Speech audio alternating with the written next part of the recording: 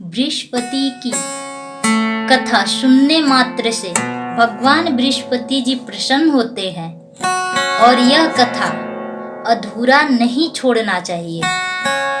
यह कथा पूरी सुनना चाहिए।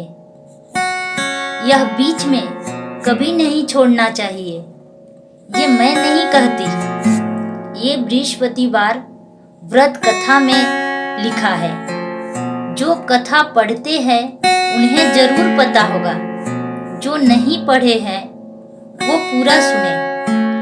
भगवान बृहस्पति जी आपकी सारी मनोकामना पूरी करेंगे। तो चलिए आरंभ करते हैं। प्राचीन काल में एक बहुत ही निर्धन ब्राह्मण था। उसके कोई संतान नहीं थी।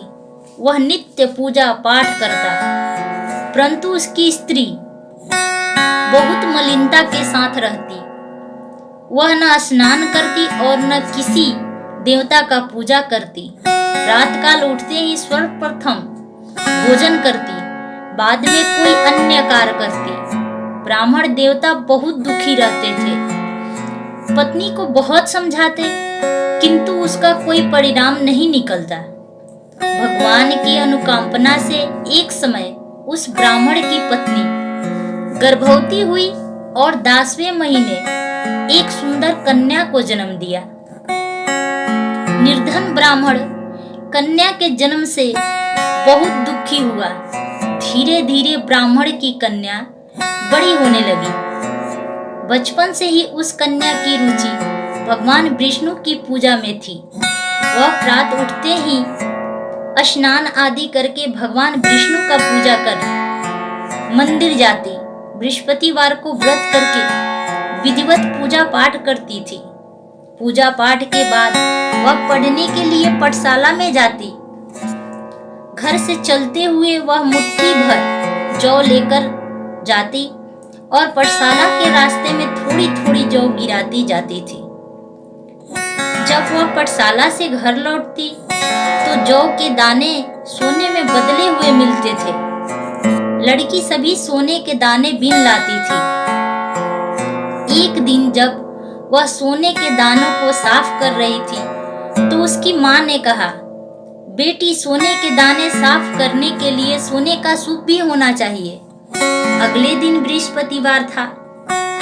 उसने भगवान बृहस्पति जी की पूजा करते हुए प्रार्थना की, हे भगवान, यदि मैंने आपका व्रत विधिवत किया हो तो मुझे सोने का सूप भी दे दो।